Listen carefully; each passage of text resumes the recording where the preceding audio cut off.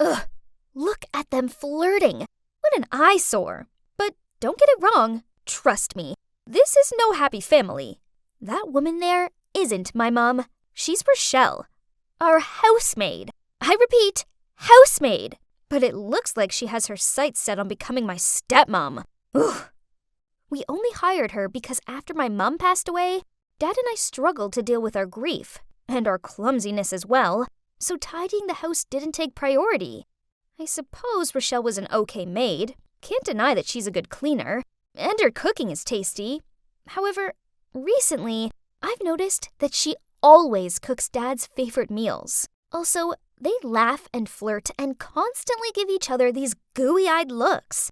Yuck! Today, she even took out her handkerchief and attentively wiped my dad's sweaty forehead. Who does she think she is? She definitely wanted to hypnotize Dad. If she thought she'd have a slot in this house, she was totally wrong. I needed to do something about this. I had to talk to Dad right away. Dad, Mom didn't pass away that long ago, but it looks like you've already lined up her replacement. Didn't you hurt Mom enough by reconnecting with your ex right before she died? What do you mean replacement? Brittany, you're being childish and unreasonable. I don't know, and I don't care. But I want Rochelle to get out of our house immediately. She's for sure trying to get something out of you. Okay, fine, if you insist. But make sure you find a new housemaid to replace her. Ugh. So it turns out that finding a new maid who's actually good is nearly impossible. Dozens of people came to try out, but none of them were as considerate as Rochelle. Okay, after all, we still needed a maid, so I reluctantly let Rochelle stay until I found someone new. This didn't mean I was going to let my annoyance for her slide. I decided that while I was stuck in the same house as her, I may as well play some tricks on her to let out my anger. When she decided to cook, again, the divine chicken soup that my dad loved so much, I kindly added a little salt to make it more savory. But somehow, my dad still praised her delicious food. He must just be flattering her, right? So I tried it for myself. What? How could she do that? It tasted amazing. Ugh. Another time, I copied this trick I saw on TikTok by sticking layers of food wrap on Rochelle's door, then acting like there was an emergency. Quick! The oven is making weird noises. I think something's burning. Rochelle quickly ran out of the room and I couldn't help but laugh my head off. Her face was really funny. She then gave me this bewildered look and smiled helplessly. Ugh, why did this woman never get mad? Okay then, let's step it up a notch. I decided to play the ultimate trick. Knowing that Rochelle was scared to death of cockroaches, I cut a cockroach shape out of paper and put it behind the fabric of her nightlight. That night, I was dozing off when I heard a screechy scream. Ah! Coming from Rochelle's room. Aha! Success! But she was so terrified that she fainted. Oops! Do you know what the most annoying thing is? Even after all the trouble I've caused her, Rochelle was still super sweet to me. She was always offering me cookies and asking me about my day and stuff. I felt like she was trying to play the role of a mother, and I didn't like that at all. She couldn't fool me. I knew she only put up with me to please my dad. Thanks to Rochelle, I could never be at ease, even in my own home. But recently, a very special person has come into my life and lit up my mood. It was totally by chance. That day, it had rained like crazy, so there were puddles everywhere. I was on my way home from the grocery store when a car drove whizzing by. I thought I was going to get a free bath, but then suddenly, an arm pulled me back and shielded me with his body. Just like in a romantic movie, standing there was a boy, soaking wet, asking if I was okay. Aww, he had totally swept me off my feet. We walked together for a while, and he told me his name's Chris, and he lives in the next neighborhood. That's it! I needed to find a way to impress Chris and also thank him for helping me. So, after some careful thinking, I decided to bake him a cake. I'd seen Rochelle bake before. It looked easy peasy. So I baked one and gave some to my best friend Sue to try. But she spat it out and said, "Ew, gross. I sadly sat in the kitchen, staring at my pathetic cake, and wondered where I'd done wrong. That's when Rochelle stepped into the room. But to my surprise, instead of laughing at me, she patted me on the shoulder. Come here. I'll teach you how to cook. Rochelle was a good cook, so I'd be stupid not to learn from her. This doesn't mean I like her, though. I just want to win my crush's heart. So after that, each day after school, Rochelle gave me a cooking lesson. Okay, so maybe she wasn't as bad as I first thought. We tried out different recipes together and came up with our own perfect formula. And finally, I could bake a lovely heart-shaped chocolate cake by myself to confess my love to Chris. And you know what? He said yes.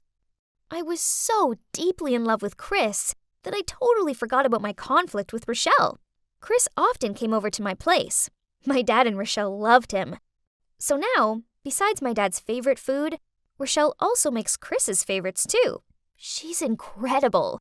She could remember everything Chris loves and hates, even the trivia, like he's allergic to peanuts. We were just like a family, and I have to admit, it felt kinda good. And then, out of literally nowhere, the shock of my life happened. My dad passed away from cancer. I didn't even know he was ill. As you might guess, I totally broke down and didn't want to do anything after that. My mom and dad had both left me, just within a single year. But at least I still had Rochelle and Chris beside me. Rochelle took care of me like I was her actual daughter. I was going through such a tough time in life, but having them around made me feel like I wasn't completely alone. The grief had to fade away eventually, and it's gonna be okay from now on, I thought. Until one day, I was baking cupcakes when my dad's lawyer appeared and showed me the will. Turns out, my dad had left the house to me, but only on the condition that I had a guardian, some woman named Laura. Huh? That's odd. I don't know anyone named Laura, but wait, I think I've heard this name from someone. Oh, my mom. When she was in her last days, Mom once told me that my dad had been talking to his ex again, and her name was Laura. Could it be her? Did he seriously make his ex my guardian? Unbelievable! I had to get to the bottom of this. But how could I find this mystery Laura? I had no family. Well, besides my Uncle Colin, who was living in France. So I contacted him and told him everything. He flew back at once, and although I hadn't seen him in years, I couldn't hold back my emotions and ended up sobbing on his shoulder. And then he told me the horrible truth. Laura is none other than the woman who had just walked through the door. It was Rochelle, the woman who had been living in my house. I couldn't believe my ears. What on earth is going on? So Rochelle moving in was no coincidence? My dad sneakily snuck her in as a maid so they could be together? My pain and disappointment were overwhelming, but I had to calm down so I could think rationally. I knew I needed to be smart and outplay Rochelle at her own game. Since then, I started watching Rochelle and noticed something strange. Rochelle and Chris were a bit too close and intimate. I often saw them whispering to each other when they thought I wasn't looking. What did this mean? Could it be that Rochelle was trying to coax my boyfriend into one of her dark schemes? Or, worse still, was the guy I loved cheating on me with an older woman? My suspicions deepened. When a few days later, Chris told me he was sick, so I had to take the school bus for a couple of days. And Rochelle also asked me for a few days off. Could it just be coincidence? I didn't think so. So I decided to be a detective for once. Right after Rochelle left, I started following her. And with no surprise, she went to my boyfriend's house. Hi, Mom. Excuse me? Mom? She's his mom? So that means she not only flirted with my father, but also planted her son to distract me to take over my family's property? I trusted them. How could they be so cruel? Suddenly, I remembered a detail that I didn't notice until now. After eating the food she'd cooked, for some reason, my father became weaker and weaker. and eventually passed away. Did she poison him? If that's the case, then she really is a poisonous snake in human disguise. I immediately broke up with Chris and fired Rochelle, then went home and told Uncle Colin everything. At least I had him on my side. Now what we need to do is refute her custody of the property. I'll take care of everything, and you just have to do what I say. Then, Uncle Colin helped me prepare a lawsuit against Rochelle and her son for fraud. Those two will pay the price for what they did to my father and me. Oh, but the thing is, now Rochelle didn't live here. It felt so empty. I was so angry with her, but I also found myself missing her too. I loved and trusted her. And Chris too. And feelings like that don't just vanish overnight, but when I was still thinking about it, there was the lawyer. Again! And he was accompanied by Uncle Colin. What's happening now? Miss Brittany Jensen hereby transfers the entire estate of 25 Oakwell House to Mr. Colin Jensen, as signed by both parties. Huh? Signed? When did I sign that? I snatched the paper and shouted, "Scam! I never saw this paper! Uncle, what is this? Please say something." I don't know. Just follow the legal documents. No, no, no, no! So Uncle Colin was just pretending to care, when really he just wanted to trick me into signing over my house? Oh God. Thinking about it, it must have been that day. The day where he gave me a bunch of papers to sign, claiming that they were about me suing Rochelle and Chris. OMG, the lying con! At the time, I'd been so upset that I only skimmed the first page without looking at the following ones. I was too careless. From tomorrow, Miss Brittany Jensen will have to return all assets to Mr. Colin Jensen. You have 24 hours to prepare. I tried shouting at my uncle, and then I tried reasoning with him, but he didn't care. He just smirked at me and told me that he was just taking what was rightfully his. Ugh, what a vile man. So now, I have nothing left. I was kicked out of my own house and deceived by my own uncle. I don't know why I accidentally passed Chris's house just as he opened the door to take a delivery, and our eyes met. I turned and started to run away, but Chris caught up with me and grabbed my hand. Even after the awful way I treated them both, Rochelle and Chris still invited me inside and made me dinner. I ashamedly told them what happened. Then Rochelle told me everything. It turns out that my father found out that he had cancer a while ago, but he didn't tell me because he saw how upset I was after losing Mom, and he was afraid I would worry too much. Rochelle saw his health deteriorating and figured out what was wrong, so she volunteered to take care of him because she still cared for him. But as a friend, nothing more.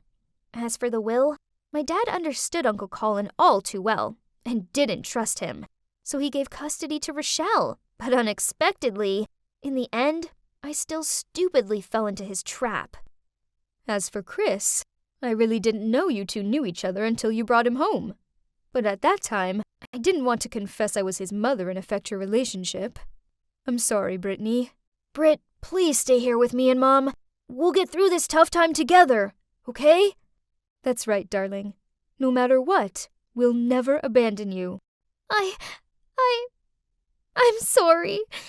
I misunderstood you both. It's okay. Everything will be fine from now on. You'll never have to do this alone. Yeah, every dog has its day. This is totally not wrong. My life is nothing like my previous wealthy one, but I have something that my conniving, vulturous uncle doesn't have, and that's people who love and care about me.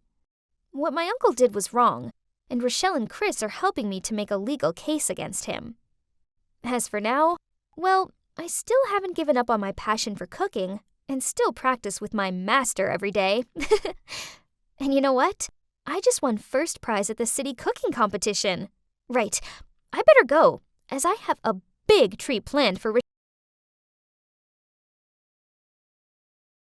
Yes! Headshot! Go cry to your mama! You're probably wondering who this gaming pro is. Well, that's me. Yes, it's 3 a.m., and I've been playing for 9 hours straight, but time sure does fly when I'm gaming. I'm Cooper, by the way, and I live with my wife Amelia and our baby girl Ara. I wanted to call her Zelda, but my wife said no way. I love gaming and always thought it would be there to save me, but instead, it almost cost me everything I love. It started back when I was a little kid. My parents argued a lot, so I used to make a fort in my room, switch on my Nintendo DS, and escape into a virtual world. This love of games continued as I grew up. I didn't socialize or anything. Instead, I rushed home from school and went straight on my Xbox, PlayStation, or PC. I didn't have any real friends. Nope. The only kids I spoke to were ones I gamed with. Then I graduated from college and ended up with a job as a system engineer for a big tech company. Geez, it was exhausting. By the time I got home, I was so tired I could barely keep my eyes open, let alone game. So, I put my gaming equipment in the basement. But then everything changed when I bumped into Amelia in a local coffee house. Whoa. She was the most beautiful girl I've ever seen. I guess she must have seen something she liked in this goofball, as after dating 6 months, we got married. I know. Crazy, huh? Soon after, she fell pregnant. I was excited but also terrified. How did that happen? I mean, I know how it actually happened, but whoa. Me? A dad? Then, when Aura was born, my life turned completely upside down. You see, babies cause a lot of stress. Did you know that the quickest way to get a child's attention is to sit down and look comfortable? Because every time I did that, she started to cry. Work sucked, and then my home life sucked too. There was no escape. I felt like I was going to explode. So I went down to the basement and set my PC up. I started playing World of Warcraft. It felt incredible to be a druid again. The thought of gaming kept me going at work. Then when I got home, I barely acknowledged my wife and daughter and rushed down to the basement to play games. Amelia wasn't happy about it. She often appeared with a crying Aura and told me to take her. But I just grunted out "I'm busy," then carried on with my game. Hey, she was the one at home all day while I worked my butt off. All she needed to do was take care of the baby and keep the house clean. Easy. I told her this, and she got mad and made me sleep on the couch. Great. No, I mean really great. I could play video games all night long. Awesome. But it turns out it's much easier to game all night when you're in high school and can catch some Z's at the back of the class. But not so easy when you have a taxing job. I was on level 100 of exhaustion, so it wasn't surprising that I ended up messing up at work and got fired. Amelia was furious and demanded I apply for other jobs. Nah, I didn't want to. I mean, hello? No more early mornings, no more deadlines, no more cranky boss. It was just me and my beloved games. On one occasion, I was heading toward a record high score when suddenly Amelia appeared and blocked the screen. Babe, you need to move. I jabbed at the game console as I desperately tried to peer around her. No, she shouted at me. What's happened to you, Cooper? You look like Gandalf, only the homeless version. You hadn't taken a bath and shaved for weeks. You're killing me here. Now I'm dead. Thanks a lot. I slammed my fist onto the table. That's it. Get out. She yanked on my arm. I can't take this anymore. Get out. She actually kicked me out of my own home. That crazy woman. I didn't have any friends, so I ended up at my parents' house. This was so humiliating. I told them that it was just Amelia being hormonal, but they said she told them all about my gaming obsession, and it had to stop. They'd signed me up to be some guinea pig for an experimental treatment program in Hawaii. Hey, maybe a beach vacation didn't sound so bad, right? But nope. The island was literally in the middle of nowhere. Where was the hotel? All I saw were tiny huts with grass roofs. What? They couldn't expect me to stay here. This instructor guy called Cole gathered the group on the beach and gave us a rundown of the rules. We'd be camping here for the whole month, without any digital devices. We also had to follow a strict diet and exercise plan. Are you kidding me? I felt like I'd been sucked into a survival game and the escape button was busted. Everybody else started building their tents side by side. Socializing wasn't really my thing, so I built my tent away from them by the sea. It was hungry work and my stomach was rumbling. So I asked Cole when dinner was ready. He told me it was my job to make a fire. Then he passed me a note with instructions. 1. Gather dry wood. 2. Create a fire structure. 3. Light the fire by using the hand drill method. Okay, sounded easy. Dang it! I've been spinning this for about 20 minutes now. Where's the damn fire? I was about to give up when I suddenly saw something glowing. Oh my god, it worked! But then I felt a sneeze and couldn't hold it. Oh no, there goes the ember. In the end, this one guy pushed me out of the way and lit the fire in a few minutes. What a show-off. I was licking my lips in excitement when I saw Cole bringing out some food, but disappointedly, he passed me a plate of veg. What? I shouted out, "Where's the freaking chicken?" Cole pointed at the white thing on my plate. "It's chicken breast." "No, that's not chicken. Where are the wings and the breadcrumbs?" He rolled his eyes. "It's called clean eating. Get used to it."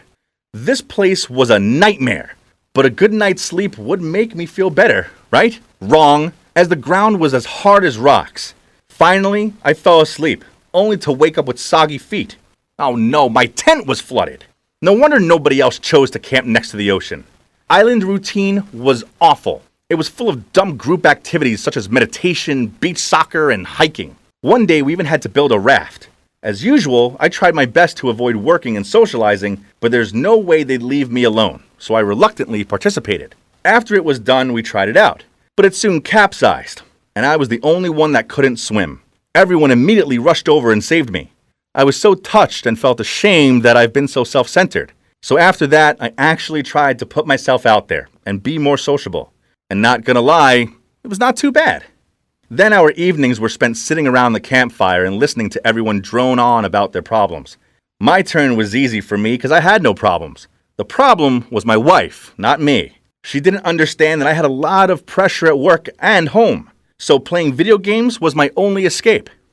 Everyone tutted and glared at me. Then a guy named Brad said, "That's not cool, bro. To be honest, I was the same way. I was addicted to watching sports and refused to help my wife out. So we switched places, and I learned how hard caring for the kids and looking after the house is. I knew I needed to change before I lost my family forever, so that's why I joined the program." Poor guy, but this wasn't the same for me, was it? I don't know, maybe I had been a little unfair on Amelia. I was thinking about this as I walked back to my tent when this girl named Brittany caught up with me. She put her hand on my shoulder and flicked out her hair. Was she, flirting? I waved my wedding ring finger in front of her, but she just shrugged and said, "I don't see your wife here. Come to me when you change your mind." Then she walked away.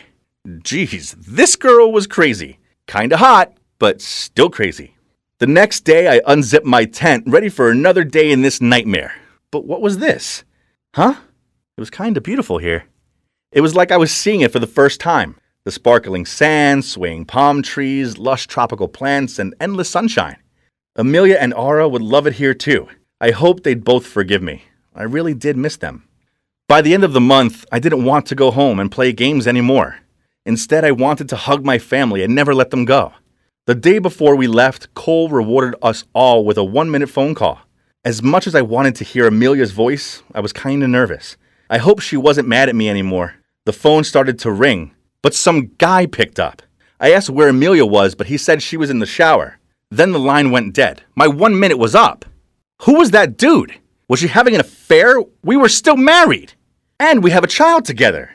Furious, I ran into Brittany's tent, wanting to get back at my cheating wife. Brittany came toward me and was about to kiss me, but I couldn't go through with it.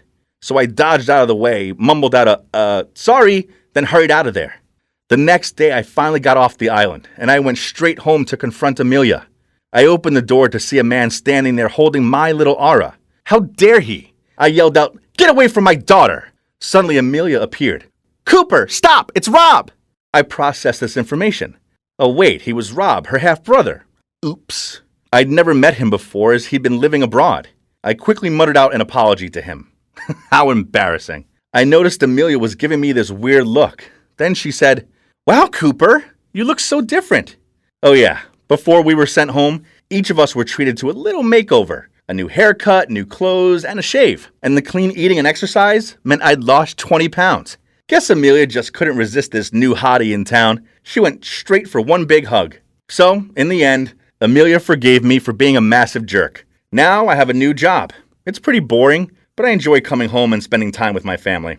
As for gaming, I still do it, but in moderation. Only Tuesdays and Thursdays, but I make sure I switch it off by 10 p.m. Then I go and cuddle my wife. The gaming world is great and all, but I've come to learn that there's something even better in life, and that's making memories in the real world with my girls.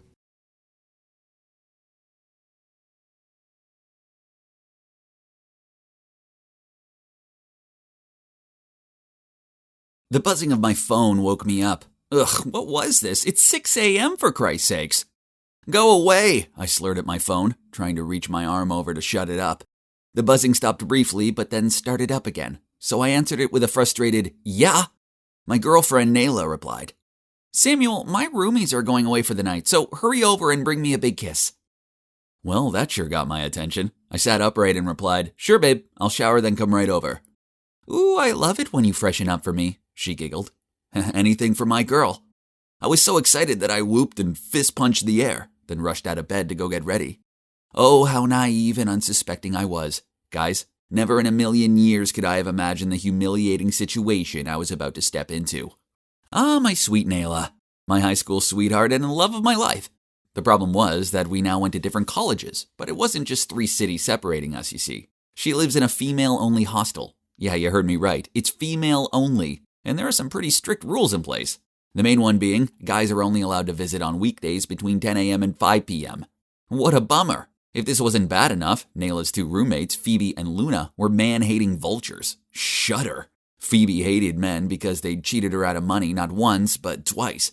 As for Luna, well, I don't really know what her problem with guys was. I think she just likes copying Phoebe. So you see, that's the reason why I never stepped foot in there, not even during visiting hours. But now they were away. I was free to visit my girl without fear of them circling me with their death stares. I showed up smelling of my fave aftershave, and with a box of candy. It was so good to spend some time with Nayla, but geez, these visiting hours passed by quickly. Soon 5 p.m. arrived and I had to leave. It was even stormy out and I wasn't looking forward to the trip back. Don't go, Nayla pulled on my arm. I have an idea. Seeing as how my roomies are away, you should stay the night until the next day's curfew. She chewed on her lip. Wow, she was so sexy. She knew I couldn't resist it when she did that lip thing. I hugged her and said, now you're talking. That night we cuddled up on her bed and watched a romantic movie, had some chicken sandwiches and waffle fries. And with the sound of the storm outside as our setting, we French kissed. A lot. Talk about paradise. But then her phone buzzed. She checked the message. Her eyes full of panic, then she said, Samuel, this is bad. The storm means that Phoebe and Luna are ending their trip early. They're on their way back. I knew that if anyone caught me here, they'd probably throw Nayla out. I couldn't let that happen to my girl. But escaping the hostel wouldn't be easy. She opened the door to check. The problem was her door opened up into the shared living room, and there were some girls hanging out in there. Ugh, what was I meant to do now? We were 4 stories up, so I couldn't exactly climb out of the window. And it's not like I could dig my way out. Nayla started pacing the room. Then she opened her wardrobe up and tried making space for me in there. Heck no, confined spaces weren't my thing. But thankfully, just then, she shook her head and muttered to herself, That's no good, the others use it too. She quickly changed her mind. Then grinning at me, she said, I know, let's turn you into a girl. Immediately, she pulled out from the wardrobe this long wig we used last Halloween. Putting the thing on my head, she continued, Almost, I know, you need makeup. Then she started slathering this powdery stuff on my face. Oh dear, the madness has begun. I was so stunned I just sat there and let her make me up like I was a doll. The wig was so itchy and it kept on sticking to my lip gloss and stuff, and I couldn't even see properly through the fake eyelashes she stuck on. After finishing, she stepped back to look at her finished masterpiece. Then she burst out laughing. I looked in the mirror. Even through my sticky eyelash vision, I could tell that I looked ridiculous.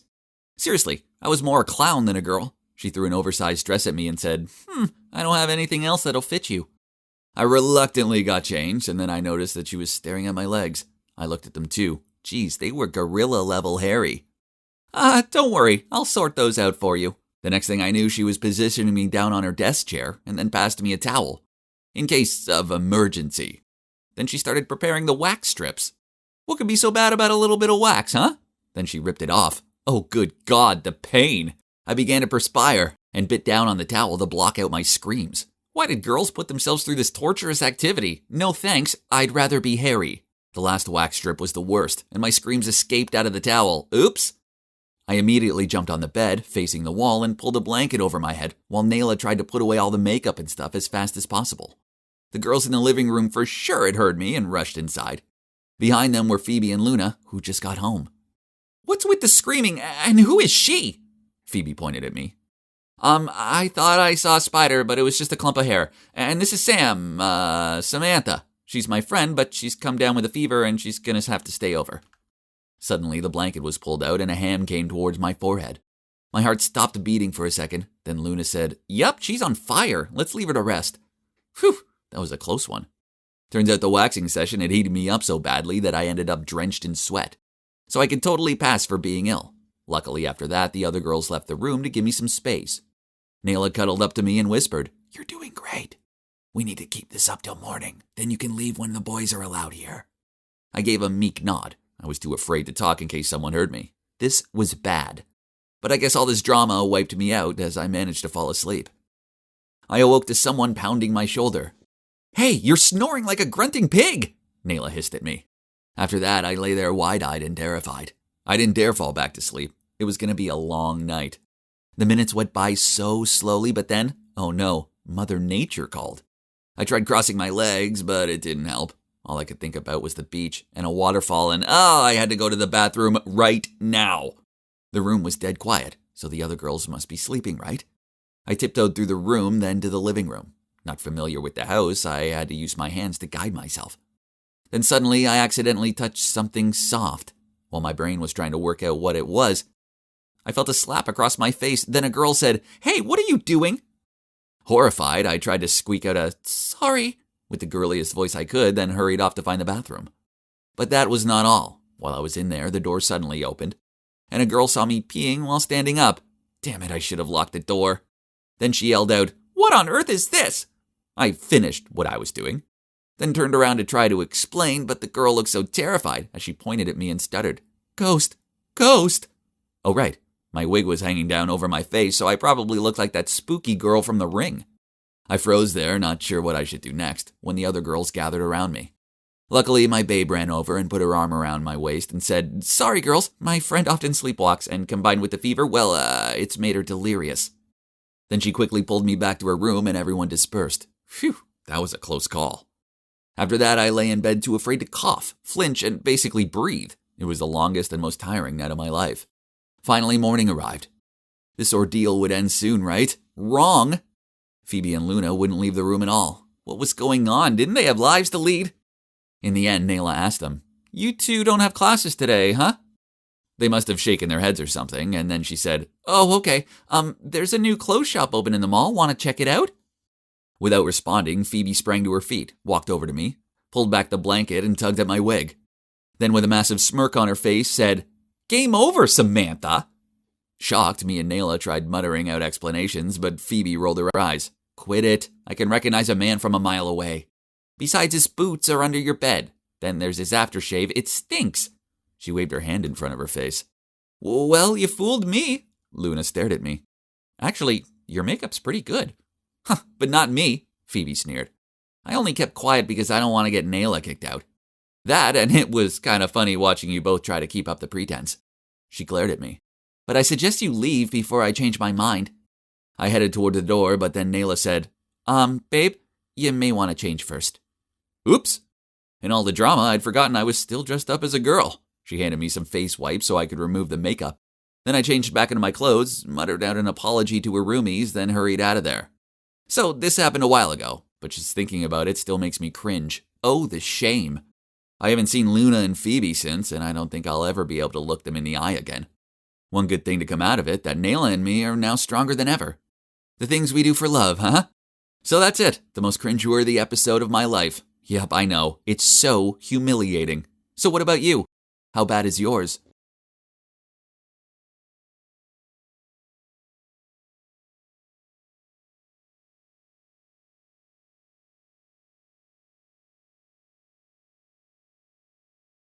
Hi, I'm Madison, and I know that I owe a lot to my mom, as she raised me by herself after my dad sadly passed away.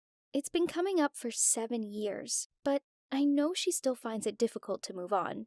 Apart from having one great aunt who lives miles away, we don't really have any other relatives. Because of this, Mom and I are super close, as it's just been the two of us for so long. She's been on a few dates since my dad, but they usually end up with her coming home, then bursting into tears, as she feels like she's betraying Dad. They were so deeply in love that she just can't seem to move on.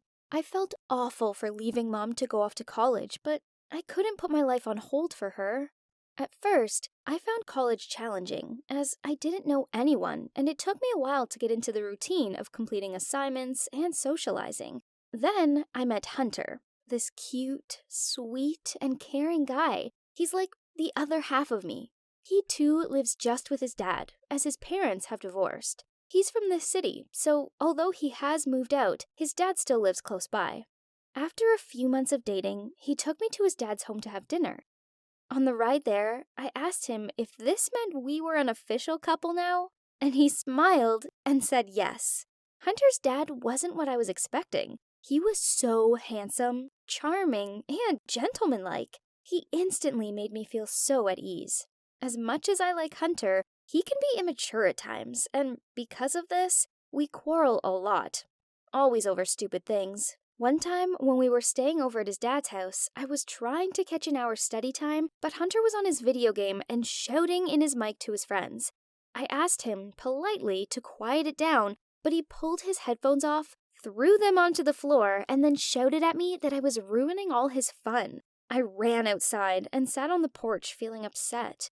His dad sat down next to me. He was so nice and told me fun facts about Hunter to try and cheer me up. Such as, when he was 5, he refused to eat anything but Nutella pancakes for a full week, and he only gave in when he ended up sick. He told me that Hunter was a good guy, but he had a stubborn streak. He said I had to be a little understanding towards him, and he hoped that we would have a great relationship, since he really liked me too. Then we went inside, and he made me a coffee and told me more funny stories about Hunter. He was so caring and grown up, and he'd never flip out at me over some dumb video game. At that moment, I suddenly realized something. I had a massive crush on my boyfriend's dad. I found myself thinking about Hunter's dad pretty much all the time. I knew that Hunter worried about him being alone, so it was easy to persuade him to take me there most weekends. I would cook and clean the place up, and it meant I had an excuse to chat to his dad. The more time I spent with him, the deeper my feelings became. It soon developed from a crush into love. I knew I was wrong to stay with Hunter when I didn't have feelings for him anymore, but if I ended it with him, then I would lose contact with his dad, and I couldn't bear the thought of that. My need to be close to his dad led me to do strange things. One time, I put extra vodka in his drink to try and get him drunk so he would talk to me more freely, but he just ended up falling asleep. I snuck into his room and took one of his used t-shirts. I keep it in my bedside drawer, and sometimes I take it out and smell it so I can breathe in his scent. I also peeked a look through the door when he was changing clothes in his room. OMG! I could see that he had a great body. Weird, I know, but I'm just so obsessed with him. It's sending me crazy. One time, my mom came to visit me for a few days, and Hunter thought it'd be nice to invite his dad along too, and we arranged to all go out for dinner. We met outside the restaurant, and they both hugged each other like they were old friends. Oh, wait, it turns out they were old friends, as they both went to college together. To my dismay, they got along really well. After dinner, it was getting late, so they kept shooing us two youngsters away to go have fun so they could continue to catch up. I didn't want to leave, but everyone else insisted, and my childish boyfriend wanted to go to a bar so he could drink shots. For the rest of the night, I couldn't relax. I couldn't stop thinking about what my mom and Hunter's dad might be doing. Mom decided to stay in the city for a little longer before she headed home, and Hunter's dad made sure to show her around. When seeing her off at the airport, I felt kind of relieved. Although I love her a lot and want to see her more often, seeing her with his dad makes me have an uneasy feeling. I'd rather have her just stay at home and I'd come to visit her from now on. The next morning was weekend. I baked a cake for Hunter's dad. My excuse was that it was a thank you cake for taking us out for dinner and for being so kind to my mom. We arrived at his house to find him in his kitchen with my mom. Worse still, he was in just his PJ pants and she was only wearing her dressing gown. My mom blushed and looked so embarrassed, but Hunter's dad reassured her that we're all grown-ups here. So much for her going home. It turns out she hadn't even left the city. I fake smiled and made out like I was cool with it, but I was so not cool about it. A month later, and they're still seeing each other. I want my mom to be happy, but not with him. I love him. Now, whenever Mom calls me, I try to low-key mention Dad and the things we used to do as a family. I guess I'm trying to make her feel guilty about moving on, which I know is bad. Am I being too much? What should I do? I want my mom to find happiness, but my heart couldn't take it seeing her being with him. I don't know what to do for the best. Hey, I'm Joey. I'm in my last year at college studying English Lit. And as life goes, well, I'm pretty content. At least that was until Cherry, my girlfriend of almost a year, started talking to some other dude. We weren't madly in love or anything, but we had this peaceful relationship. I don't know, maybe I liked the quiet life far more than she did. Cherry is a big gamer girl. While I'd much rather watch a movie than jab the buttons on my PS4 controller while shooting make-believe zombies. On occasion, she live-streamed on Twitch, and she was always watching strangers game live also. I just didn't get it. To me, it was the equivalent of watching paint dry. There was this one guy she always seemed to be watching called Jad, who went by the gamer tag Jaguar54U. I mean, come on, seriously? His lame name should say it all. But he was a skilled gamer. So skilled, in fact, that in a recent game against Dr. Disrespect, he narrowly lost. It did get annoying that Cherry chose games over spending time with me. While she was in the game zone, I may as well have been invisible. One time I tapped her on the shoulder to show her I'd brought her a sandwich, and she flipped out at me that I'd caused her to die. It was so odd, as when she wasn't gaming, she was super sweet. It was only once she was in the zone with that guy that she turned into Gamezilla. I knew she was chatting to that Jad guy through her mic, as I heard her calling him dumb things such as little bro and puppy. I didn't think this was cool at all. At this point, she spent more time chatting with that jerk than she did with me, her actual boyfriend. I'm not a jealous guy, but I'd had enough, so I demanded she quit playing games with him. He was only being nice to her so he could charm his admirers into sending him donations and making him extra famous on Twitch. This led to a massive argument, and I told her to pick me or him. She insisted that I didn't play games with her, which meant I didn't love her. Then she stormed out. This was so ridiculous that I almost laughed. Honestly, I'd spent so much money on her, but she was still all gooey-eyed for that dumb gamer guy. Even though we broke up after that, I still couldn't stop thinking about Cherry with that guy. It was just driving me crazy. So I asked my techie friend to help me hack her Facebook account. I just wanted to be in the loop on what was going on between them. Turns out he went to our college and he was majoring in financial management. Talk about boring. Every day that jerk sent Cherry messages such as, "I get goosebumps when we game together," and "You have a boyfriend, right? I saw him at school. He looks evil. Are you afraid of him?" How dare he? Why couldn't he get his own girlfriend instead of luring away mine? When I eventually calmed down, I decided I'd show him how truly evil I could be. Stuff, Cherry. I deserved better. But this was personal. I needed to show this Jad guy who was the boss. I added him on Facebook, and he immediately accepted. No doubt he thought I was a fanboy. I messaged him. "Hey there." He asked who I was. I said I was Cherry's ex. He replied, "Nice to know you." Seriously, did he have no shame? I asked him directly if he dared to sort this out face to face. He said fine, but that afternoon he was busy with study, so he could only meet me in the evening. Oh, now he was also a man of learning. I said okay, tonight I would definitely kick his ass. At 7 p.m. I was standing in the park behind our school waiting for him. After 30 minutes, he was a no-show. What a wuss. I was on my way out of the park when I saw this giant-like guy standing next to the fountain. He caught my gaze. Joey, right? Oh no, it was Jad. I stood there like a dazed rabbit as he walked over. Which puppy on this earth could look like that? It must be a German Shepherd. Then he said, "Just hear me out." My original plan of knocking him out was overruled by his size. He's so big he could cause me serious damage with a mere finger snap. So I just had to fake an impatient expression waiting for him to say, "I don't like Cherry.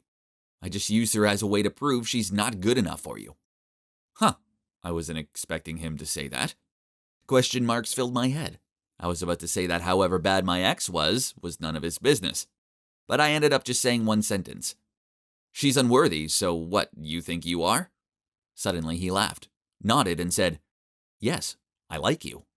I stared at him. Who even was this guy? Suddenly a flashback appeared in my mind.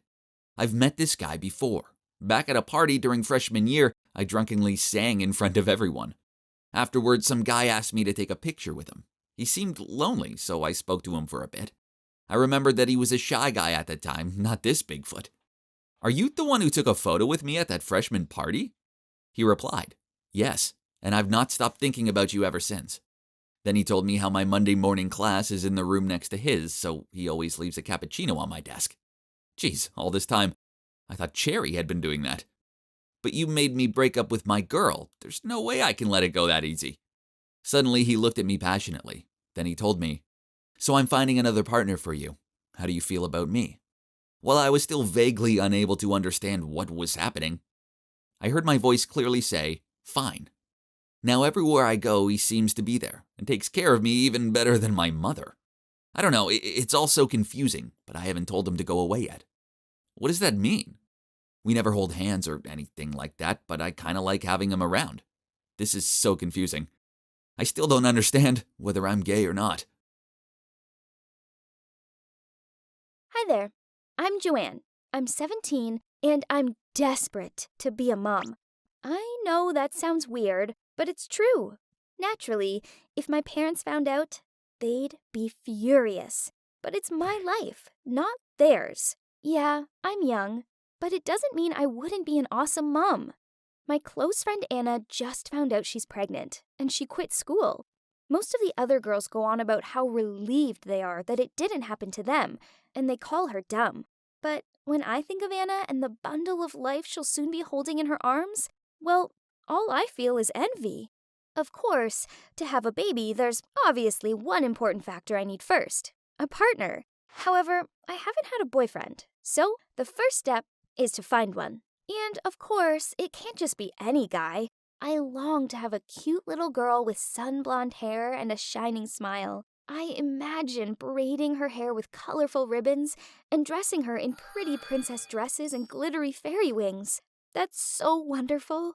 Therefore, I need a partner who has fair hair, a straight nose, and crystal blue eyes. I considered all the potentials I know. There's my friend Gordy. Well, he has a great sense of humor and is a math genius. However, he's kinda dull, and his hair is mousy brown. Then there's Jack, the cute but quiet boy from next door. But no, he's a bit weird, and my little girl can't be like this. One day at school, I walked past the music room. Someone was playing the saxophone, and it was so good. I peered through the window, and to my surprise, I saw that it was this super hot senior boy called Matthew. After that, I decided Matthew would be my baby's father. All I needed to do now was put my flirting skills into action. I'm a good-looking girl, and I have a curvy body that the boys go crazy for. So it was easy to slide up alongside Matthew and start chatting with him. My plan worked, and he asked me on a date. All throughout the date, I imagined how adorable my kid would be, and how people would coo and awe as they watched them play a feminine instrument like the flute. After a few weeks of dating, I decided it was time to carry out the next stage of my pregnancy plan. So, knowing that my parents were both out, I invited Matthew over to my house. Things got steamy pretty quickly, but just before the final step could happen, he pulled a condom out of his pocket. I told him we didn't need it, but he said he wasn't doing anything without it. Upset, I accidentally blurted out, "How am I meant to have a baby now?" He looked horrified, so I tried explaining to him that I wasn't trying to trap him. I just wanted so badly to be a mom like Anna was going to be. Matthew told me I was crazy. Then he left. The next day when I walked into school, I could feel everyone staring and pointing at me. Turns out that Matthew told his friends what I did, so now everyone at school knew. Even worse, Matthew's mom rang up my parents and told them what I did. I tried denying it, but they've been watching me like a hawk ever since. So now finding a partner at school was ruled out, which meant I needed to look at other places. I came up with an idea that I would find a boy on a dating app, and, of course, I'd pretend to be 19. I scrolled through so many profiles. I spoke to a few guys, but meeting them was the hard part. After the scandal with Matthew, my parents expected me straight home after school. and I could only go out on weekends if one of them supervised me. But I would never give up my pregnancy plan. Then, my parents' close friend passed away, which meant they had to go out of town for a few days. They asked my Uncle Tom to check in on me. Tom wasn't actually my uncle. Instead, he was a good friend of my parents, and also our neighbor. Tom was nearly 40 and a single father to his 7-year-old son. I didn't talk to Tom all that much, but I had to say that he was sort of handsome in an older guy kind of way. Tom acted as an excellent caregiver. He always asked me whether I needed any help and reminded me to lock all the doors before going to bed. That morning, my oven bust, so I had to call Tom over. Okay, so in his tank top, I could make out that he had a 6-pack. He was pretty hot for an older guy. The next day, I got home from school and tiredly went to the bathroom to shower. Thinking there was only me in my house, I wrapped the towel around me and went downstairs for a drink. I was really startled when I saw Tom standing in my kitchen, awkwardly looking at me. Turns out, he was there to fix my oven, as I'd previously told him how I couldn't survive without it. Suddenly, my towel slipped down. I shouted with a shrill scream, grabbed the towel, then rushed to my bedroom. After that, Tom left without saying a word. However, I had an awkward feeling that night. I couldn't stop thinking about the incident. I found Tom manly and responsible, and I jumped to a daring decision that I would have a baby when my parents were not here. The next evening, I sent Tom an SOS emergency, "Help me, there's a mouse in my bedroom" message. He immediately came round, so I suddenly opened the door in just a flimsy dress and pulled him in and then kissed him. At first, he resisted, but then he gave in and followed me into my room. Out of the blue, there was a sound of the door opening. My parents were back early, and they caught us red-handed. They were furious, and my dad chucked Tom out of the house. They told him they'd sue him, as I was only 17, and how he was an unfit dad who should rot in jail. Now, I feel really bad. I never meant to make Tom get into trouble, and I definitely don't want him to lose his son, or to go to jail because of this. All I wanted was to have a baby, but I guess the way I went about it was wrong. Now, I don't know what I need to do to solve this. I kicked off my heels and threw my handbag down on the table. Geez, I'm so tired. Should I quit this job? I thought out loud. I hoped my friends were home, as I needed to vent. I was about to lie down on the couch when I suddenly saw a shadow go toward the bathroom. I took a closer look. There was a man doing something in my bathroom. Was our place getting robbed? Panicked, I grabbed one of my heels, then rushed forward and hit him with it. "Thief! Thief! Hazel! Ivy! Thief!" I shouted out as I continued to slam my heel into him. He held his head and kept saying, You misunderstood! I'm not..." Suddenly, my two friends rushed over, but instead of helping me tackle the intruder, they pulled me off of him. "Maya, stop!" Hazel said hastily. "He's with us." Oops. I put my heel down and gave a sheepish look. "Well, thanks for the heads up." Then Hazel asked the guy if he was okay. He didn't say anything. Instead, he just glared at me before he walked out of the room. Suddenly, Hazel and Ivy were pulling me toward the kitchen table for a chat.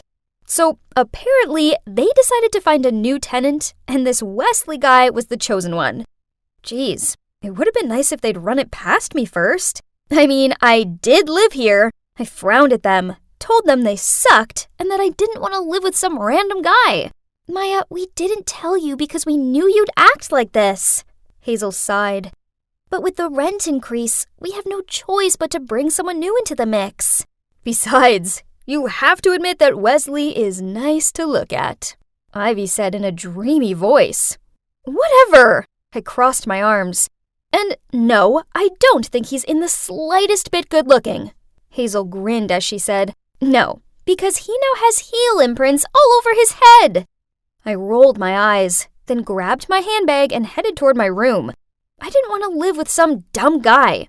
But thanks to my totally unreasonable friends, I didn't have much choice. The next day was Saturday. Thank God. So I slept until noon, then lazily went down to the kitchen to get some leftover pizza. Huh? Where was it? I knew Ivy and Hazel were too calorie-obsessed to touch it. It could only be Wesley. He was watching TV in the living room, so I went over to him and asked loudly, "Did you eat my pizza? How dare you?" Without looking away from his show, he said, "Yeah, I threw it in the trash." He did what? Then he continued, "You left it in the fridge to go bad and spoil all the other foods. Please don't do that again." Huh, where was my apology? He'd thrown away my lunch and now he dared to challenge me? How annoying! I was about to give him a piece of my mind when he handed me something and said, "I made a list of house rules." I looked at the first 3 rules. Number 1, wash up all your dirty dishes straight after use, then thoroughly clean the basin.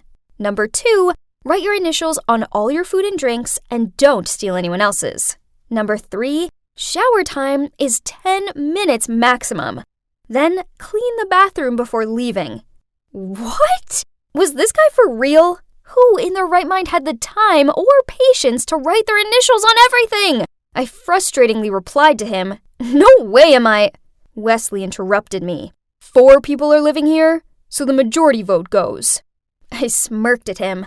I knew for sure that Hazel and Ivy would never accept those stupid rules. They liked the messy, grab-it-and-go lifestyle even more than me, and Ivy spent at least an hour in the shower. So we all gathered in the living room, and Wesley handed out his rules. But to my surprise, Ivy only flicked out her hair, then said, "Okay, Wesley." And Hazel fluttered her eyelashes and said, "Sure, these rules seem great." Geez, what was wrong with these girls? He wasn't even that handsome. Unfortunately, my love-struck friends' votes meant that I was outnumbered. I had no choice but to follow Wesley's ridiculous rules. The trash takeout rotation was so confusing. What was wrong with leaving it to overflow? I missed my slot, so Wesley stuck a Post-it note to my door saying, "Take the trash out at 6 p.m. on Tuesdays and Thursdays, and 7 p.m. on the other days. It's not difficult. W." Ugh, who even used Post-it notes in this day and age? He was such a loser! Also, I have this box for my random items, hair slides, pins, keepsake tickets, scarves, and so on, which I kept in the living room. It didn't matter where I moved it. Wesley shook his head and mouthed the word no at me. Yep, you guessed it. He stuck another Post-it note to my door, this one saying, "No personal clutter in the communal areas. W." In the end, I stuck the box into my closet so it was out of the way. Living with Wesley was a nightmare, especially when I finally quit my job at that lame law firm, which means I had to stay home with him pretty much all the time. This guy was just too meticulous. If any of us dared place anything in the wrong place, he glared at us and said, "That isn't where it lives." Couldn't I put the TV remote on the arm of the couch if I wanted to? I pay rent too. I didn't want to live in a model home. One time, I was chilling in my room when I turned around to see Wesley standing there. He looked around my messy room, shook his head, then picked up my bra from the floor. I immediately snatched it out of his hand and hid it. How embarrassing! "Hey, why is your room so untidy?" He tutted, then grunted out before leaving. "Clean up right now." How dare he come into my room and order me about? I stomped out to the living room to confront him about it. But before I could do so, I was dumbfounded at the sight of Ivy and Hazel in the middle of a cleaning frenzy. Ivy smiled over at Wesley and said, "Isn't this shiny?" Then Hazel asked him, "Do you need me to move anything?" Jeez, it was like they had a spell cast on them or something. Then Wesley looked at me and said, "Maya, your friends have grasped the importance of keeping our living environment clean. So why can't you?" Fine. If Wesley wanted me to change, then I would. Just not in the way he expected me to. It was time I took being messy to a whole new level. I started by moving things around. Then I rubbed the initials out on his can of soda and wrote on my own. Then I settled down for an afternoon watching a movie on the couch, my feet up on the upholstery, of course. Yep, I also dropped popcorn all over the place. I couldn't help but giggle as I heard Wesley's disgruntled moans coming from the kitchen. Then I heard a cupboard slam and he appeared in front of me. Maya, that's mine. He picked the soda can off the floor and examined the altered initials. And this goes on a coaster on the table. Ugh, I can't stand it anymore. He swatted my legs down. I'll be your cleaner, but I'm charging you for it. Sure, Wesley, if that's what you want. I smiled before I threw a piece of popcorn into the air, and it missed my mouth and landed on the couch. He muttered under his breath as he picked it up and marched over to the trash can. Hey, this could be fun, especially as I had no intention of making it easy for him. I left a trail of candy wrappers around the house, dropped crumbs on the couch, and purposely didn't take my sneakers off at the door, so I got mud clumps everywhere. It was so funny watching him squirm as he cleaned up after me. Then one time, when I knew he was in an online work meeting, I barged into his room and dropped an armful of my dirty laundry on his floor, then fled. He was so mad, but couldn't move an inch since his boss was talking. Then suddenly, I got a phone call. Weird. It's from a guy at the law firm I'd worked at. Turns out, they're short-staffed and asked me to come back to work until they find someone else. But you know what? I was too sick of that job, so I politely declined the offer. But suddenly, he yelled at me with words like, "Don't be so full of yourself. You should have been grateful for this offer, because I don't think you'd be able to survive one day in the world out there. You're irresponsible, unorganized, and lazy. Have fun being jobless." Then he hung up, leaving me speechless. I felt so terrible. Tears streamed down my face uncontrollably. "I'm sorry about earlier, but I'm really not in the mood right now, Wes," I mumbled upon seeing Wesley walk into my room, probably to scold me about the pile of laundry. But instead, he sat down next to me, passed me a tissue, and told me that I may be the messiest girl ever, but I deserved better than that shitty job and shitty boss. Trust yourself. I know there's more to you than this. And maybe, if you find the right job that you're passionate about, who knows? You can even become the most organized and diligent girl ever. He teased me to brighten up the atmosphere. Okay, so maybe Wesley wasn't all bad.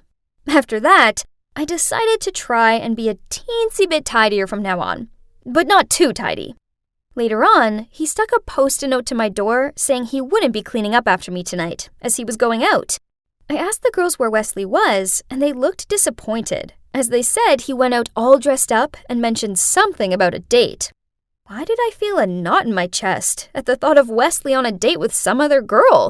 I couldn't like him, could I? Nah, how could I like someone that particular? I watched a movie to push away those strange feelings, and then went to bed. Only, I found myself unable to sleep. So at about 1 a.m., I went and got a glass of water.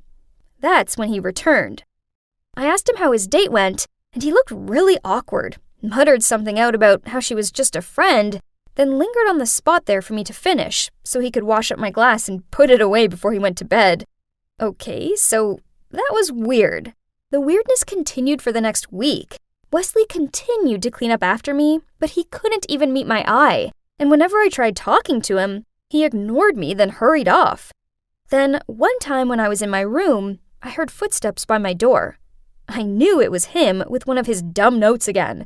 So I pushed open the door to see him standing there, red-faced, then shouted at him, "Why are you avoiding me?" He blushed and looked at the note he'd just stuck to my door. Quickly, I read it. "I'm sorry I've been avoiding you. The truth is, you're the messiest girl I've met in my whole life, but I still can't stop thinking about you. W." What? Did he like me too? I pulled him into my room to talk about this, but he looked at the mess and shook his head. "That doesn't live there." He gestured to the coat thrown on my bed. "Give it a rest." I rolled my eyes before I pulled him closer to me and kissed him. And we've been together ever since. As much as it pains me to say, it turns out that this messy girl can't live without her cleaning-obsessed guy. But then they do say that opposites attract. Who knew that bonding over post-it notes and spoiled pizza could lead to something? I gripped onto the swing chains and stared down at my feet. Someone was walking over.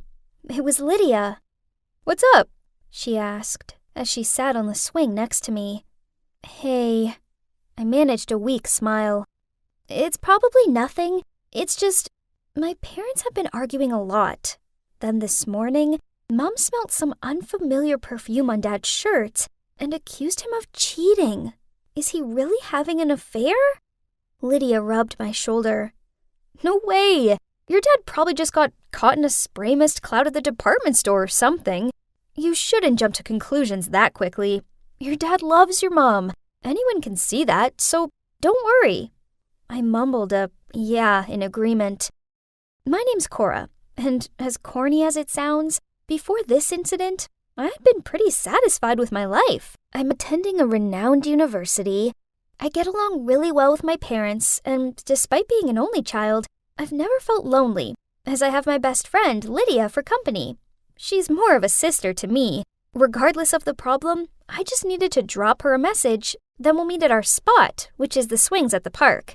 Yep, I had it all, and I thought nothing would ever change that. It turns out that I was wrong. So it all began with my dad. He was acting oddly. He often looked at his phone, then smiled to himself.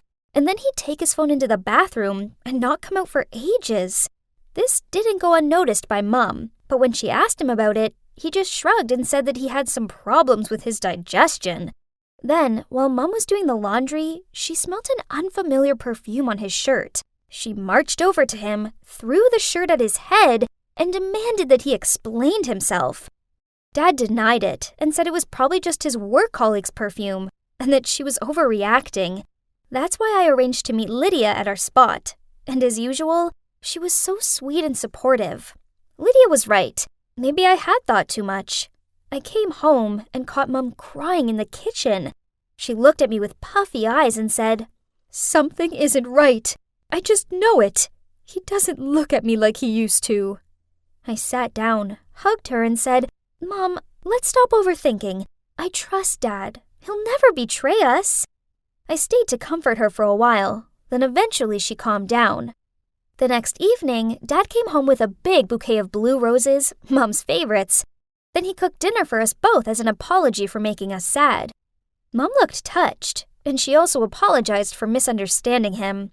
I told myself that things would be okay now, right?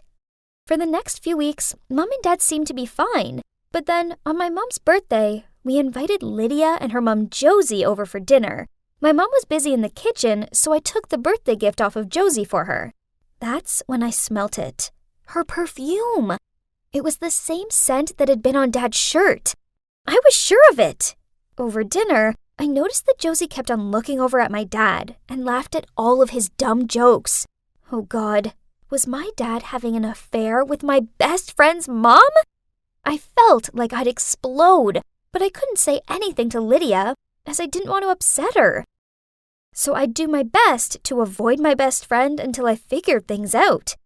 This worked for a few days, but then one day after a class, she rushed over to me and said, "Cora, why are you avoiding me?" I pretended not to hear her and kept on walking, but she grabbed my arm and continued. "Did I do anything wrong? Will you please just tell me?" I spilled out, "I'm pretty sure that my dad's having an affair with your mom." At first, she looked shocked, but then she hugged me and kept on apologizing. It was all too much for me, and I burst into tears in her arms. She told me that she'd talk to her mom and find out what was going on. The next day, I met Lydia at our spot. She looked super awkward, then said, "It's true. My mom had a month-long affair with your dad, but she promised that it's over." My world came crashing down around me. I just couldn't believe it. Lydia hugged me and told me it'd be okay. I was so lucky to have such an awesome friend like her. We both decided it'd be best not to tell my mom. The affair was over, so why break my mom's heart now? I tried carrying on like normal, and for the next few weeks, it really felt like everything was okay. Dad was really sweet with Mom, and he even surprised her with a posh dinner out. But then, one afternoon, I saw Dad pacing the garden. He was on the phone with someone, and I heard him say, "Okay, I'm coming now." Then he got into his car and drove off. I decided to follow him, and it soon became clear where he was going. He pulled up in front of Josie's house and then walked straight inside without knocking. My heart sank. So he was still seeing her. Without a second thought, I called Mom and blurted out, "Mom, Dad's having an affair with Josie. I'm there now. Come and join me and we'll confront them together." 5 minutes later, my mom showed up. She looked both sad and furious. We went straight to the front door and banged on it, and I yelled out, "Open up! We both know about your dirty relationship!" But suddenly, someone spoke behind us. "Hey, Laura. Cora, is everything okay?" We turned around and saw Josie standing there with a grocery bag in her hand. I was about to tell Josie to stay away from my dad when Lydia opened the door and gave us confused looks. "What are you doing here?" "Oh, do you want your dad? He's fixing the dishwasher." Then Josie said, "Lydia, I told you to call a plumber out to fix it. The plumber said he was fully booked today, so I think that I could ask Mr. Roberts for help." She replied, "Oh no! So it turns out I'd misunderstood what was happening and messed everything up." Suddenly, my dad appeared in the doorway and said to us, "What's all this banging and shouting about?" "Right, we're all going home now to talk." As soon as we got home, Dad waved his arms about in anger, then yelled at Mom, "You're crazy, jealous, and unreasonable, and I can't be around you anymore." I felt so bad. This was my fault, not Mom's. So I tried explaining this to Dad, but he just told me it wasn't my business and continued to shout at Mom. At first, Mom just sat there silently, but then she quietly said, "Is it any wonder I act how I do? I mean, you have been having an affair with my friend." "Right. If you keep on being this ridiculous, then let's divorce." Then he stormed off. It was horrible. Now Mom was inconsolable, and I felt awful for telling her. That night, I messaged Lydia to meet up, but she called me instead. She told me that she'd called my dad to ask him for the plumber's phone number, but he said that he'd come and fix it. She also said that Josie and him really were over. Then she hung up. This was kinda odd, but I suppose Lydia was finding it tricky being stuck in the middle of things with her mom and me. I guess I just needed to give her some space until things cooled down. After that, Mom and Dad barely said a word to each other. Talk about tense. Then, one day, Mom decided to move to my grandparents for a few weeks, as she needed time to think everything through. I didn't blame her, but I didn't want to stay home alone with Dad, so I went and stayed with a college friend. One night, I came home to pick up some clean clothes when I saw it for myself. My dad was kissing her on the couch. I couldn't believe my eyes. He was such a liar. So I coughed to clear my voice, then said, "Oh, so it's over, is it?" They both looked up at me, and that's when my eyes met with hers. Only it wasn't Josie. Nope, it was Lydia. She stammered out, "Cora, why are you here?"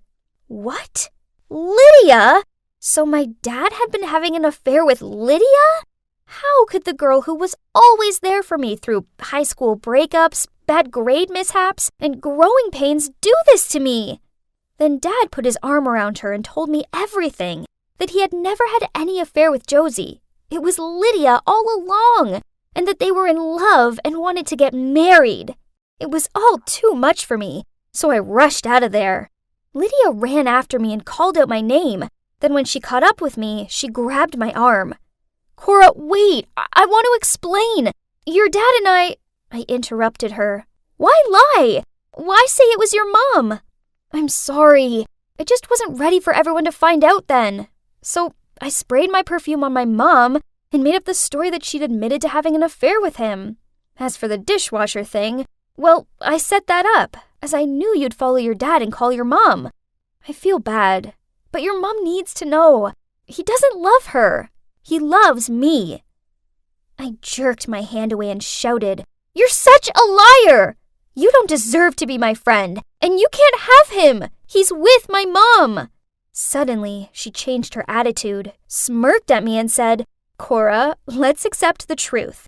Your dad is bored of your mom. Actually, I'll be your stepmother soon, my little daughter." Then she left. I had jello legs, and I was so overwhelmed that it made me feel dizzy, so I sat on the curb and tried to calm myself down. Then I called Mom and told her everything. She cried a lot, but she thanked me for telling her the truth.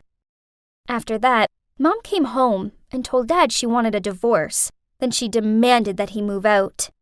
This was 6 months ago, and it's been hard, but Mom and I are getting there.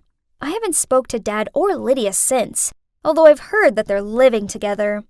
I know I can't avoid them forever, but I just don't know if I'll ever be able to forgive them. For now, I'm staying strong for Mom and helping her through this. Then maybe one day in the future, if they contact me, I'll be ready to meet them, and maybe, eventually, find it in myself to let them back into my life.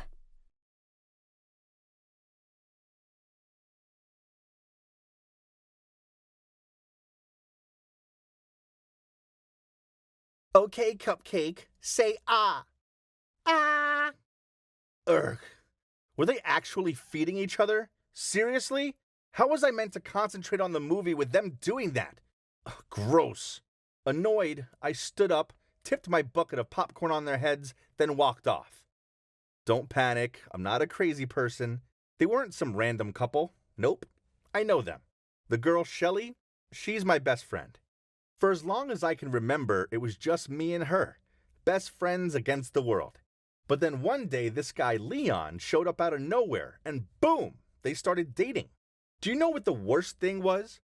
This Leon guy was 2 years younger than me. He was so immature, seriously. Every time I made plans with Shelly, he tagged along too. Suddenly, my phone rang. It was Shelly. I rolled my eyes as I answered, knowing she'd be furious. Peter, how could you? I keep finding popcorn in my hair. It's gross. You're so childish.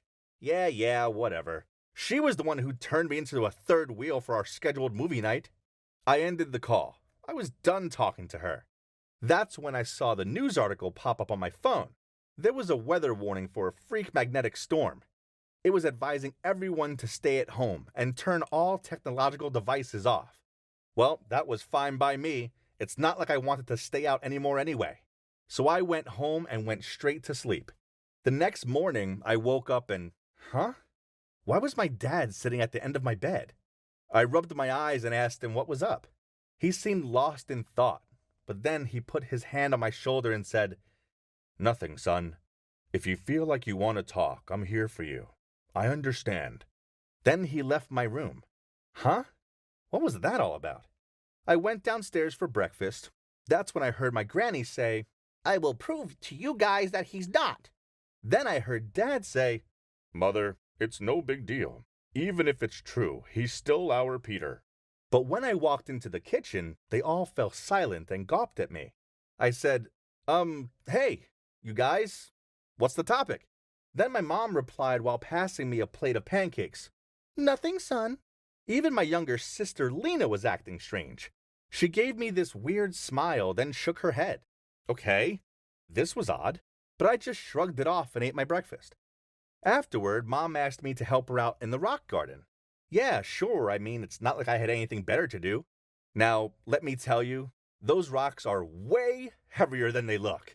As I struggled to carry one, I puffed out to Mom, Where do you want this? It's so heavy. Can you call out Dad to help? Shaking her head, she said, No, you can do it. You're not a weak boy. Then she continued to direct me to carry the pile of rocks all over the garden. I carried on until I had jelly arms and couldn't manage it anymore. I told Mom I needed to take a break and began to head inside. She shouted after me, No, you can do it by yourself. You're a big, strong boy. I didn't get it. Why couldn't she see that I was exhausted? That's when I spotted Shelly peering at me over the fence. She smiled and waved me over. Hang on. Wasn't she still in a mood with me? So what had changed? Whatever. I needed to escape Mom, so I went over to her. She apologized for yesterday, then asked me if I wanted to go shopping. I agreed. Anything to get me out of lugging more rocks about. As I walked over to Shelly's car, I spotted my neighbor standing outside of his house. I smiled over at him, but he gave me this odd look, then started giggling. I quickly looked down at my pants. Nope, I hadn't forgotten to do my zip up, so why was he laughing at me? I was thinking about how weird everyone was being as I got into the car. Then I thought out loud, maybe it's the storm? It sent everyone bonkers. Then I told Shelley about all of the crazy things that had been going on. She nodded and said, "Yeah, it must be down to the storm." Well, it did make sense, because I'd read about magnetic storms and how they could impact people's moods and stuff. At the mall, we went into a shop and I helped her choose some clothes to try on. I picked up a purple dress and told her it was a lovely color, when suddenly my granny jumped up out of nowhere and said, "No, you don't love it. Follow me. I'll get you some new clothes." Then, before I could work out what was going on, she was pulling me out of the shop. I was so confused. "Granny, why are you here? Did you follow me?" She smiled up at me and replied, "Peter, darling, don't blame me for wanting the best for you." "Huh?" This was strange, but okay. I was about to get new clothes, so I didn't think I needed to question more about it. We ended up in this vintage shop, and I felt like I'd stepped into a time loop. All the items were from the 80s or even older. She started grabbing items off the rails and saying things like, "Ooh, I like this one," and "You'll look very handsome in this." this wasn't my style, but Granny looked so excited, and I didn't want to hurt her feelings. So yeah, I ended up trying the clothes on. I looked ridiculous. Granny seemed delighted. She gasped, clapped, and exclaimed, "Oh my, you're such a handsome boy," while Shelley was trying her hardest not to laugh. After that, we all went home, and yep, I was wearing the funny outfit. Everyone was pointing and laughing at me, but Granny seemed oblivious to this. She just smiled and said, "All the girls will fall for you now." Yeah, right. I doubt it. Later on, I was in my room minding my own business when my phone beeped. "Hey, I go to the same college as you. I saw you yesterday and I like your style. Do you want to hang out sometime? Lily, X." Huh? Was this someone's idea of a joke? I didn't know this number, nor this Lily girl. What was going on? The magnetic storm had sent everyone loopy, and I seemed the only sane one left. I immediately texted back that I wasn't interested, but geez, this girl was stubborn and she wouldn't stop messaging me.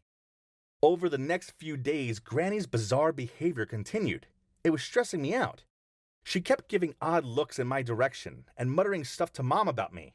But then one time she actually followed me when I was on my way to the shop and asked me why I wasn't in the outfit she'd bought for me.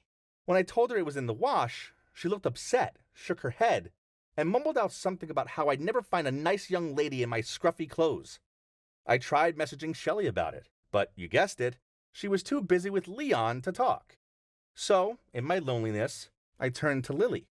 She was really sweet and said that my granny was probably just having an old people crisis, as the same thing happened with her gran, and that we should meet in the park and discuss it.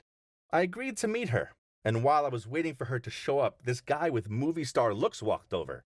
At first, I thought he was going to ask me for directions or something, but then he said in a flirty voice, "Hey, you're on time." Then before I could say anything, he continued, "It's me, Lily." What was going on? This was insane. I asked him, "Okay, so what game are you playing at?" He looked confused and shook his head and said, "Well, I just want to hang out with you." Then he came closer to me and leaned on my shoulder. I pushed him away and stepped back. "Oh no, I'm not gay." He frowned at me, then shouted out, "What? You are. Everyone knows that you are." I stood there feeling puzzled when who should show up but my sister Lena. I asked her, "What the hell are you doing here?" With a Cheshire cat grin on her face, she said, "Just testing out if you're gay or not. And I have the answer. You're not. Now I'll have to tell Mom and Granny." Then she pulled out her phone. I grabbed her hand and said, "Hold on. What? Gay? Who said that? What's going on?" "I'm talking about the rumor. A couple of days ago, the neighbor told Mom that you're gay. Dad was cool about it, but Mom and Granny didn't take it well. Anyway, I told them I'd find out for sure. At first, I thought you were because you weren't interested in Lily, but now," she looked at the guy, "my friend Robbie confirmed you're not." Okay, this was crazy. But where did this rumor come from? I asked my sister and she replied, "Oh, they heard it from Leon." Leon? This was suspicious. So I went over to Shelley's for answers. As soon as she opened the door, I rose my eyebrow and asked her, "So, Shelley, Everyone thinks I'm gay, and apparently, it's down to something Leon said. Would you happen to know anything about this? She blushed. Peter, I'm sorry. Leon was so jealous of you that I ended up telling him you were gay, just so he'd be cool with us hanging out. I gritted my teeth in anger, then yelled, I can't believe you ruined our friendship over that guy. So you'd rather spread wrong rumors about me than put some actual sense into your ridiculous boyfriend's head? You're so selfish. Well then, go live happily ever after with him as you wish. I'll stay out of your way. Then I hurried off. Later, she tried to call me, but I just turned off my phone. The next morning, I woke up and checked my social media to see a notification from Shelly pop right up. She had written a long post to tell everyone the truth and to apologize to me. Perplexed, I came downstairs to grab breakfast while considering if I should forgive her. Then I saw sitting in the living room was Shelly. Mom said she'd come over since early morning to apologize to me and my family.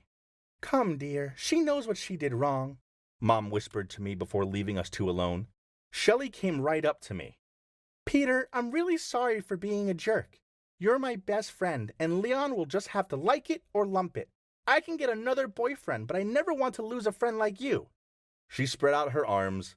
I hesitated, then we eventually hugged it out. So, Shelly and I are best friends again. My family, well, they're back to normal levels of craziness. Yeah, it wasn't cool of Shelly to start a rumor about me, but so what if it turned out I was gay? I've told Granny and Mom this. I guess they're both just old-fashioned and need to get with the times a bit more, and realize that it doesn't matter if I like girls or boys, as either way, I'm still me, their same old Peter.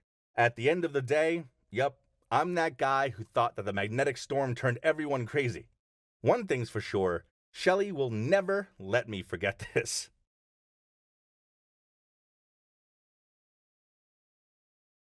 Hey, I'm Jody. I'm a freshman at high school. High school life is hard and stressful, isn't it? But I'm so lucky to be a part of the perfect three with Harmony and Callie.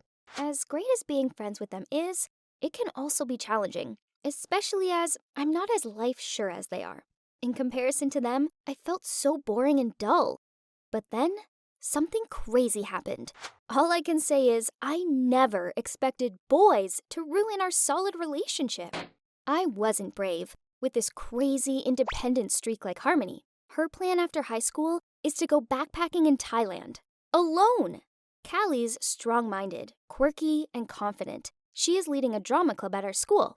Yes, she is the kind of person who never thinks twice about clashing colors or wearing 3 bunches in her hair. I wasn't like them. Instead, I was quiet.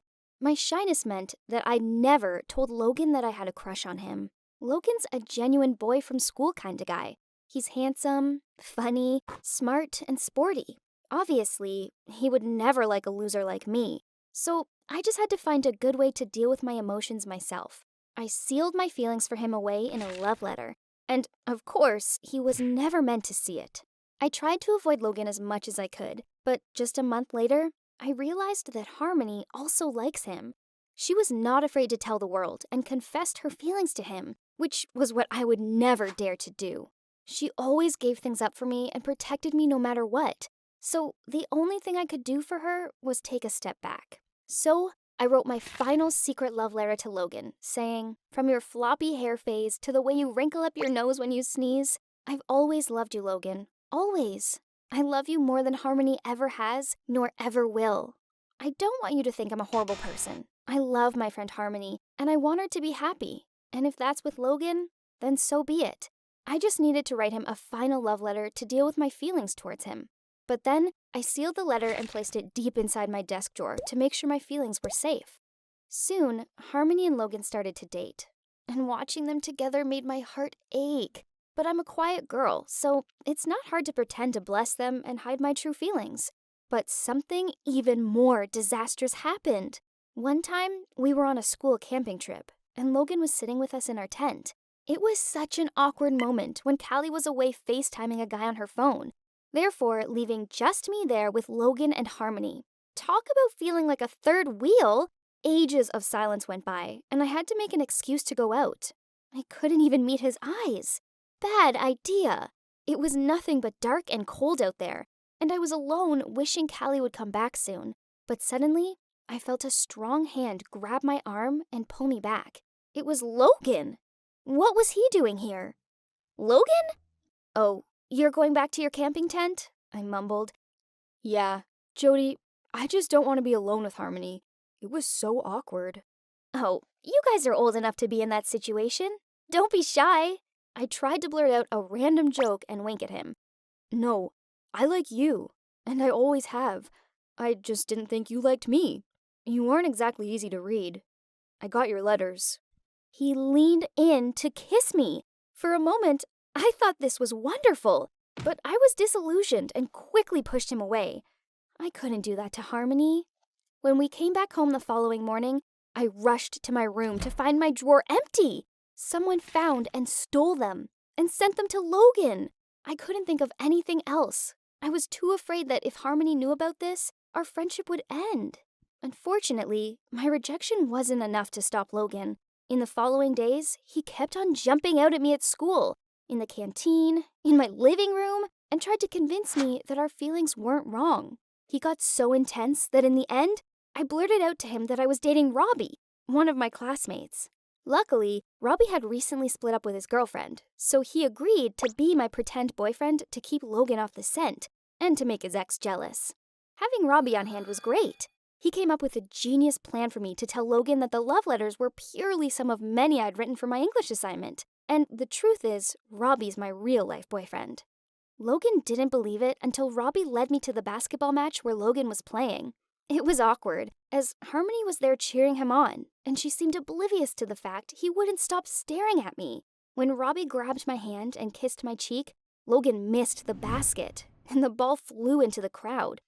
Logan quit pestering me after that, but he's still dating Harmony. I feel bad about it, but I'm hoping that Harmony will figure out for herself what Logan's actually like. If I tell her the truth, I worry she'll take his side, not mine, as love has a habit of blurring people's reality. To keep up the act, Robbie posted a picture of us both on his Facebook, and he sent me a relationship request. Although I knew that it was just a move to annoy his ex-girlfriend, I found myself feeling happy about this. The moment after I clicked accept on the request, Callie rushed over to my house and angrily said, "How could you do this to me? Robbie's mine. Why do you have to steal both of your best friend's guys?" I replied, "It's fake. We faked it just to make his ex-girlfriend jealous. And I have no idea you have a crush on him. And what do you mean, both?" "Don't act like a naive girl. I saw your letters. You're such a dirty fake girl. You don't deserve our friendship or anyone's love."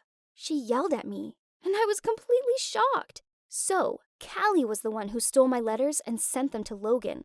It was my secret to keep, not hers. I was so mad that she could do that to me. So, okay, she found the letters, but she could have spoken to me about them first, not just gone behind my back and sent them to him.